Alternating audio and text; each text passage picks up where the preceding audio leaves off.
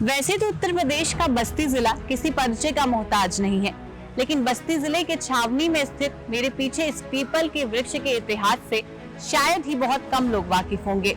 नमस्कार, मैं नेहा तिवारी। आज छावनी में स्थित हम आपको एक ऐसे पीपल के वृक्ष के इतिहास से रूबरू करवाने वाले हैं जिसका इतिहास 1857 से जुड़ा है। मेरे पीछे जो आप पीपल का वृक्ष देख पा रहे हैं, ये कोई मामूली वृक्ष नहीं बल्कि 1857 में यहाँ पर एक साथ 150 स्वतंत्रता सेनानियों को फांसी दी गई थी। लखनऊ से करीब 200 किलोमीटर दूर बस्ती जिले के छावनी में स्थित यह वृक्ष अपने आप में इतिहास समेटे है। यह वृक्ष 150 क्रांतिकारियों के सजाए मौत का गवाह है। छावनी के शहीद मंदिर का इतिहास है कि यहाँ अंग्रेज अपना आश्रय बनाए हुए थे। अंग्रेजों ने जनरल कीरी की हत्या के बाद राजद्रोह में यहीं पर 150 क्रांतिकारियों को फांसी की फंदे से लटकाकर शहीद कर दिया था। हाईवे किनारे आज भी यह पीपल का पेड़ अपने गौरवमयी इतिहास के साथ हरा भरा खड़ा है। इस वृक्ष के नीचे आते ही लोगों का सिर श्रद्धा से झुक जाता है। जिस समय इन क्रांतिकारियों को फांसी दी गई, उस समय राज्य में राजा जालिम सिंह का राज था।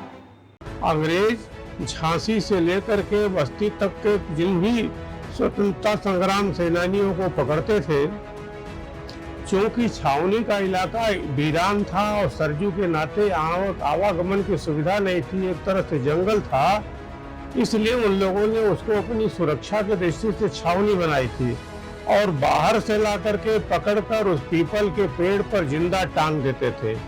व्यवस्था और दंत कथा के अनुसार तो 400-500 लोगों को अंग्रेजों ने वहां जिंदा टांग दिया था, लेकिन 150 लोगों का लगभग इतिहास मिलता है।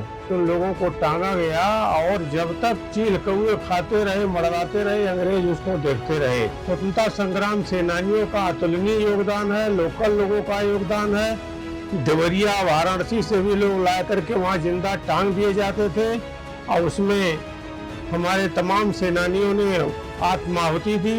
राजा की मृत्यु के बाद सन 1853 में जब वीरांगना रानी तलाश कुंवरी राज्य की गद्दी पर बैठी, तो अंग्रेजों ने सोच लिया कि महिला शासक निर्बल होती है, तो क्यों न राज्य पर चढ़ाई कर दी जाए और उसे जीत लिया जाए। अंग्रेजों के समय में यहाँ अमोड़ा के राजा हुआ करते थे, राजा जालिम सिंह, और उनकी रानी जो महारानी थी, उनका नाम था रानी तलाश कुंवरी।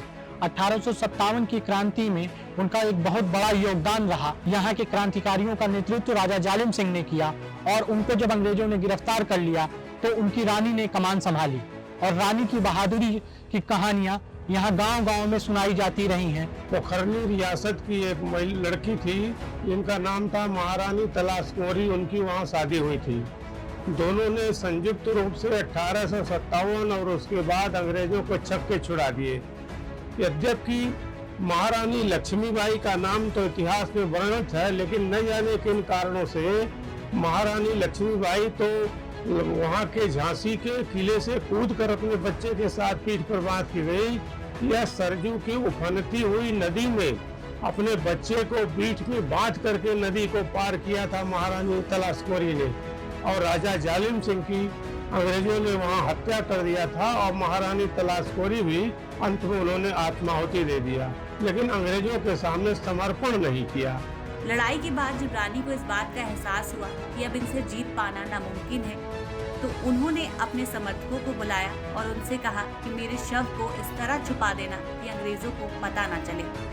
इसके बाद उन्होंने अपनी कटार अपनी छाती में भोंक कर अपना प्राण राज्य की सुरक्षा में न्यौछावर कर शहीद हो गई। इस वृक्ष से कुछ ही दूरी पर राजा और रानी की एक मूर्ति स्थापित की गई है, जिसका उद्घाटन उत्तर प्रदेश के मुख्यमंत्री योगी आदित्यनाथ ने कुछ दिन पहले ही। इसके बाद जब आप आगे बढ़ते हैं तो आपको एक म्यूजियम मिलता है, जहां पर आज भी कुछ अवशेष मिलते हैं। अंदर जाने पर आपको एक लंबी सी दीवार दिखेगी और उसके पास में एक छोटा सा कुआं भी आपको नजर आएगा। इसके साथ ही साथ इस म्यूजियम में ऐसी बहुत सी चीजें आपको नजर आएंगी जो आपको 1853 की याद दिलाएंगी। यह म्यूजियम आने वाले दिनों में पर्यटन स्थल की तरह स्थापित किया जा रहा है। फिलहाल के लिए इतना ही।